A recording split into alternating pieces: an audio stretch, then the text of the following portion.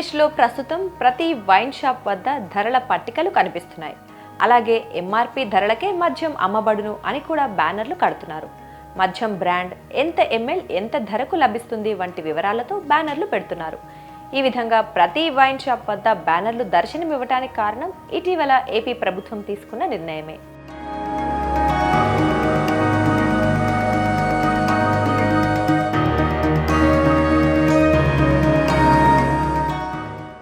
ఆంధ్రప్రదేశ్లో కూటమి ప్రభుత్వం అధికారంలోకి వచ్చిన తర్వాత గత ప్రభుత్వ హయాంలో ఏర్పాటు చేసిన గవర్నమెంట్ వైన్ షాపులను రద్దు చేసి కొత్త మద్యం పాలసీని తీసుకొచ్చారు.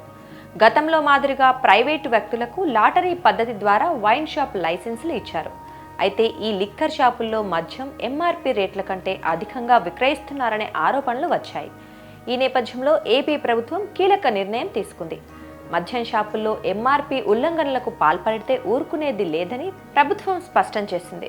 లిక్కర్ షాపుల్లో ఎంఆర్పి ధరల కంటే అధిక రేట్లకు మద్యం విక్రయిస్తే జరిమానాలు విధించాలని నిర్ణయించింది. తొలిసారి ఎంఆర్పి ఉల్లంఘనకు పాల్పడితే ఆ వైన్ షాప్ యజమానికి 5 లక్షలు జరిమానా విధిస్తారు.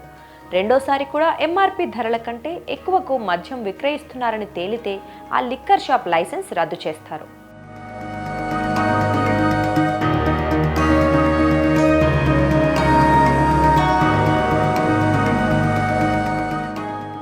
అలాగే బెల్ట్ షాపుల విషయంలోనూ ప్రభుత్వం సీరియస్గా ఉంది.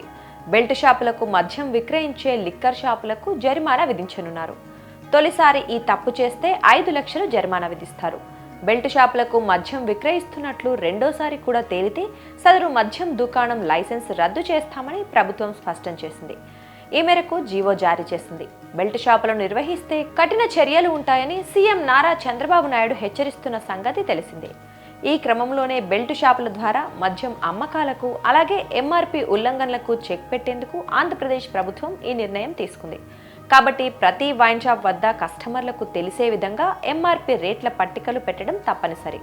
ఒకవేళ ఏ వైన్ షాప్లో అయినా ఎంఆర్పి రేట్ల కంటే అధికంగా మద్యం విక్రయిస్తే స్థానిక ప్రొహిబిషన్ అండ్ ఎక్సైజ్ స్టేషన్లో ఫిర్యాదు చేయవచ్చు.